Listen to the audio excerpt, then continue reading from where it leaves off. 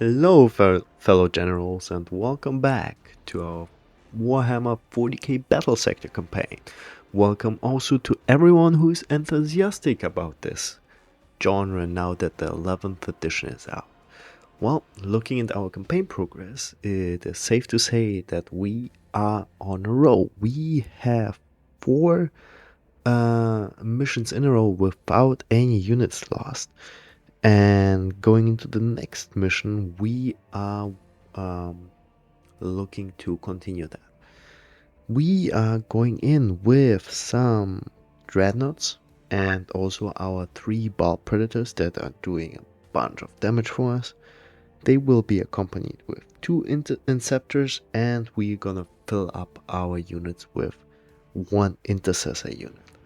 Also, since last mission, we have access to Death Company, but to be honest, the Dev Company is not really what we're looking for in this challenge, as we try to not lose any units, and some kamikaze units like the Dev Company would not help our cause.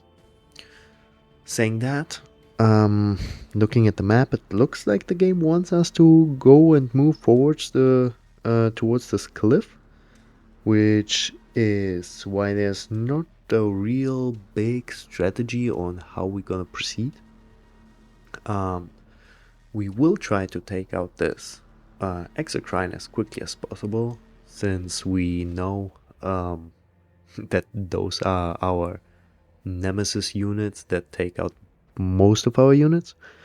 Um, and we are just trying to take as much cover as possible and take as few or as less damage as possible here. I think the first turns are relatively easy and nice to handle as we move more and more towards this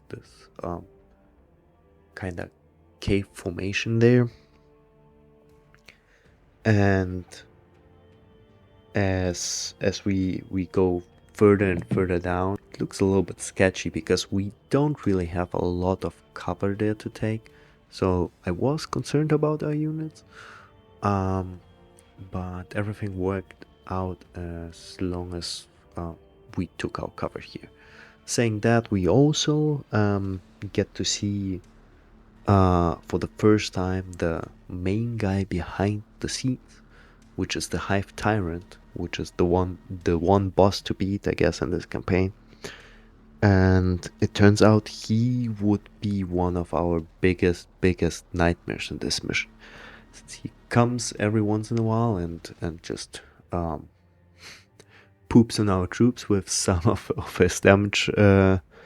It really caused a lot of confusion within our army, and also needed a strategy change from our side, which unfortunately, and you will see in a bit, led to a mistake from our side. But as the mission went on, we just tried to move as quickly as possible out of this ditch to maneuver all of our troops as best as we can. Um, as you can see, there are some exocrines at the end of this ditch, which we needed to get rid of as quickly as possible, while also fighting off those Temogons and Homogons. Saying that, as mentioned in the beginning, those Ball Predators are really the MVPs of this campaign. I wish I could take more of them into my army, to be honest. Not only are they pretty good ranged dealers, they're also pretty good in short distance. And the amount of damage that they deal is, to be honest, very, very good. Now, as you can see here, we are slowly moving out of the ditch, being welcomed by a few exocrines, and saying that here's the mistake that I did by moving those inceptors into a position that we couldn't really move them out anymore, into a very narrow path where they also couldn't take any hidence, so to speak. And the Hive Tyrant took big advantage of that. And with the combination of our Nemesis the Exocrine, we unfortunately lost this unit. Which meant for us saving the rest of the unit as good as we can, moving those mech units up in the first line, and just dealing as much possible as we can. I would say we were very successful by doing that, although it took us a few turns to regain our confidence in our units. I think the Ball Predators here are just done the majority of the work, while the rest of our injured units stayed back and enjoyed some healing from our healer unit. We managed to get rid of the big boys pretty quickly. As I said in an earlier episode, I think the trick towards the campaign in general against those turnips is taking out the big units as quickly as possible, so you don't have to deal with the big damage. Since the small units like the Hermagons, Gemagons, even the Gargoyles don't do that much damage, which is why they can be ignored for the most part. Saying that, we also received this new mission goal of leading Quindar towards the cliff there. Unfortunately, I misinterpreted those goals in the top right. I thought we can delete all the turnips and then move Quindar up there, so I focused on deleting the rest of this hive swarm. But as it turns out, you were supposed to guide Quindar there first and then delete the turnip swarm. So unfortunately, we missed out on some victory points there. But all in all, I would say this was a very, very well planned out mission so far. We will manage to defeat the remaining 9 turnip units rather easy, to be honest.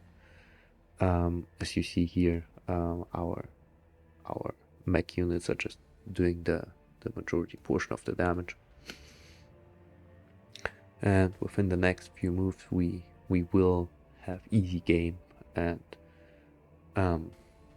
make sure that those turnip units don't see the light of Earth anymore.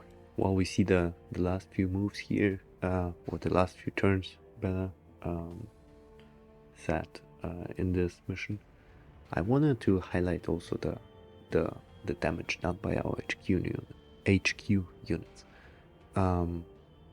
I'm really not using the battle sister too much, which maybe I should, but I really think she's not really that good. I do use our commander a lot, which he can deal pretty much damage. And I only use our mech units, well, the Tech Marine, to be perfectly honest, only for buffs. Same goes for our Arturo, who is basically only our healer, as you can see here, and that's it.